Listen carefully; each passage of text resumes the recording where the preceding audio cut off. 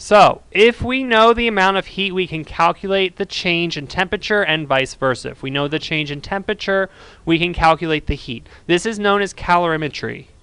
So, calorimetry is this formula right here is the one we're going to use, which is Q is equal to MCAT is a way to remember it, where Q equals heat, M is mass, C of P is your specific heat capacity, and delta T is your change in temperature.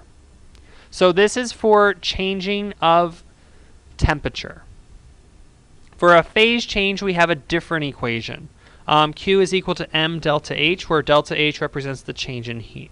So another equation you could have is Q is equal to N delta H. If you think back to gas laws, this N represents moles. So we'll talk about where that comes into play. But there are two options here. So right here I have the different delta H values you can have.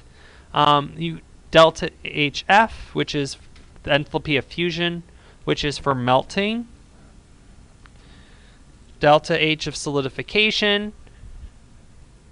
So it's the amount of energy released when a liquid solidifies. Delta H of vaporization for vaporization of a substance, and delta H of condensation. So all of these are dependent upon the phase change that's occurring.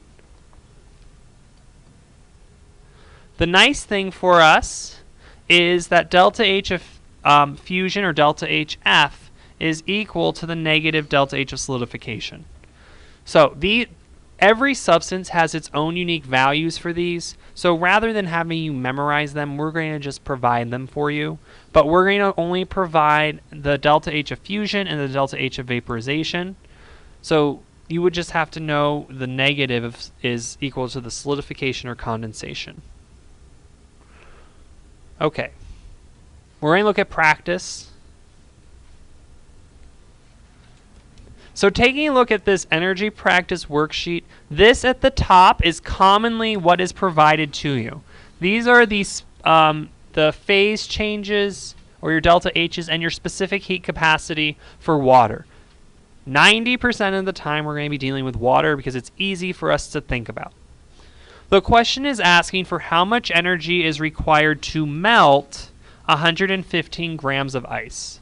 So melting is a phase change, so we're going to use the equation involving a phase change. So we're going to have Q is equal to M delta H. Now, in actuality here, if you take a look at our delta H values, we have kilojoules per mole. The big thing that we want is we want our units to cancel out. So rather than M, we're actually going to use N. So we do have to do a little mole conversion. We're going to take 115 grams of ice, which is really just water, and convert that from grams of water to moles of water, which is 18.02. So we can do this calculation to determine the moles of water. So when we convert this, we end up with 6.382 moles of water. So that's our N. We've calculated that from a simple mole conversion. We now need to figure out what delta H we use. So delta for melting, we would use delta H of fusion. I think delta H of fusion is the hardest one to remember because fusion isn't real clear. But the next one is delta H of vaporization, which is for evaporation. So we'll calculate these to end up with our Q. Now, before we calculate it, we want to think of what sign we have. Because if we're melting something, that means we're adding heat, or we're adding energy to it. So we're going to be adding it, meaning we should have a positive value. We have no negatives, so this makes sense for us. So when we multiply these together, we end up with, so you would end up with 38.48 kilojoules or 38.5 kilojoules. I would accept either answer here. I would accept either. You wouldn't necessarily need to write both. So let's take a look at the next problem. How much energy is required to heat up water from 23 degrees Celsius to 89. So this is the other type. Q is equal to mCp delta T. In order to calculate delta T, we're going to always take the final minus initial. So we're going to take 89 minus 23. So we end up with a delta T of 66. So we have our mass of 365. Cp, we can look in our table above.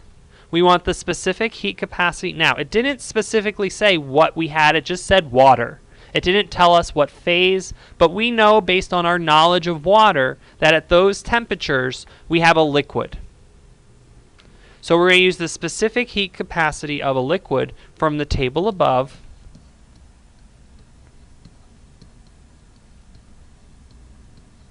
And then multiply it by the temperature change.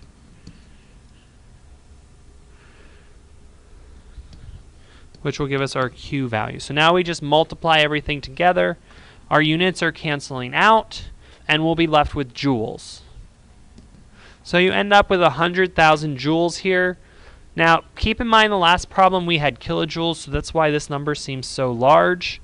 So what we have to end up doing, we need really 2 sig figs because of our change in temperature, which is difficult to get, so you would have to write in scientific notation of 1.0 times 10 to the 1, 2, 3, 4, 5 joules.